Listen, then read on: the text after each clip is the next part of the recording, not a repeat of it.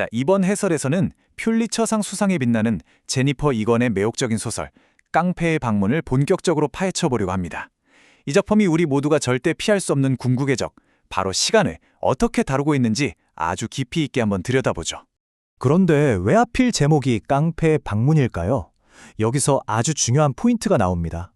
제니퍼 이건은 시간을 우리에게 빚을 수금하러 오는 무자비한 폭력배, 그러니까 깡패에 비유하고 있거든요.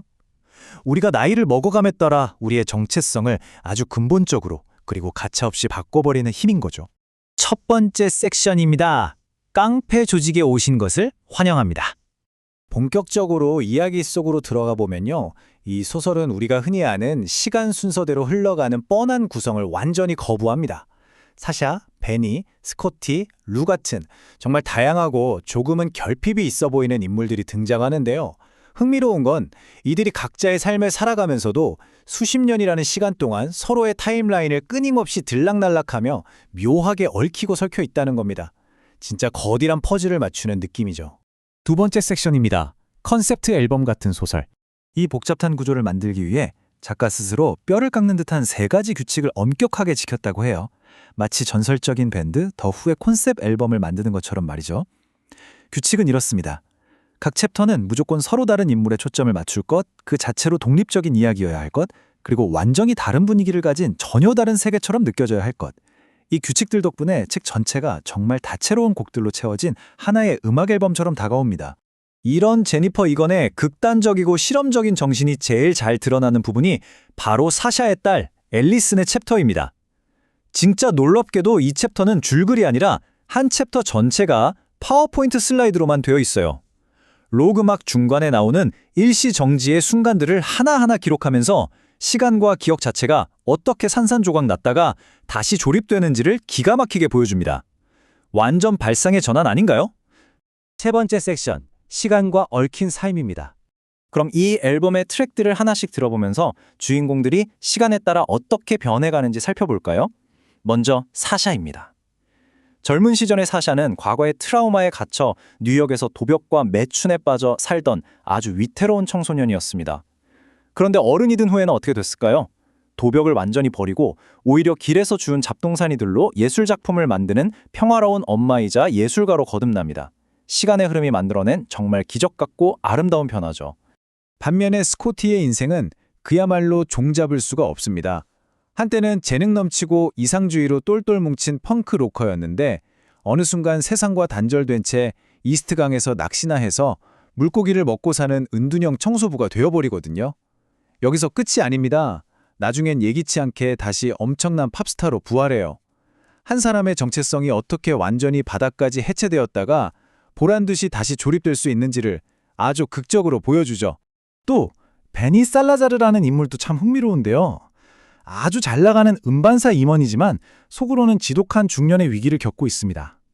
늙어가는 게 너무 두려운 나머지 성기능 장애를 극복하겠다고 커피에 막 금가루를 타먹지 않나 조금 우프기도 하죠.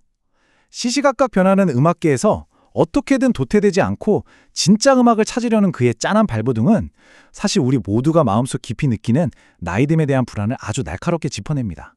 이와는 대조적으로 유명 프로듀서 루의 이야기는 꽤나 섬뜩한 경고에 가깝습니다. 그는 오직 젊음과 권력만 믿고 코카인에 젊은 여성들의 그야말로 끝없는 사치와 쾌락에만 빠져 살았어요. 하지만 결국 뇌졸중으로 쓰러져 몸조차 가누지 못하는 아주 고독한 노년을 맞게 됩니다.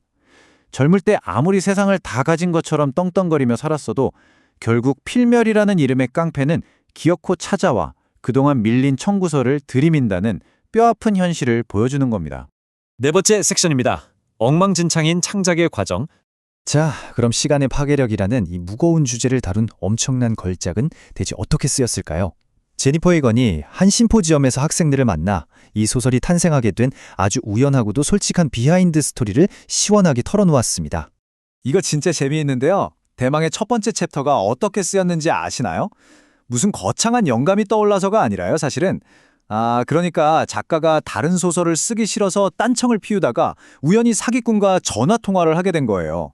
그 순간, 이 사기꾼의 시선으로 세상을 보면 어떨까 하는 엉뚱한 상상력이 발동했고 그게 바로 도벽이 있는 주인공 사샤의 탄생으로 이어진 겁니다. 정말 사람 이름 모르는 거죠. 그녀만의 독특한 글쓰기 과정도 정말 흥미롭습니다. 의식적인 생각에 방해받지 않고 자신의 무의식 깊은 곳으로 들어가기 위해 타이핑을 안 하고 무조건 노란색 리걸 패드에 손으로 직접 글을 쓴다고 해요. 그리고 초고가 완성되면 무려 70번이나 수정을 거듭한다고 합니다. 와, 천재적인 영감이 다가 아니라 엄청난 집념의 결과였던 거죠. 그녀가 학생들에게 남긴 아주 멋진 명언이 하나 있습니다. 자주 쓰고 엉망으로 쓰고 고쳐라. 퓰리처상이라는 그 엄청난 타이틀 뒤에는 결국 끊임없이 실수하고 다시 고쳐 쓰는 순수하고 집요한 예술적 인내가 있었던 겁니다. 위대한 결과물을 원한다면 우리 스스로에게 일단 엉망으로라도 시작할 수 있는 권리를 허락해야 한다는 아주 뜻깊은 조언입니다. 어느덧 마무리할 시간이네요. 시간이라는 이 무자비한 깡패는 결국 예외 없이 우리 모두의 문을 두드릴 겁니다. 오늘 준비한 해설을 마치며 여러분께 꼭 한번 묻고 싶습니다. 그 깡패가 도착하기 전 여러분은 인생이라는 앨범의 남은 트랙들을 어떤 시간들로 채워나가시겠습니까? 깊은 여운에 남기는 이 질문과 함께 오늘 살펴본 내용은 여기서 마치도록 하겠습니다. 끝까지 함께해 주셔서 감사합니다.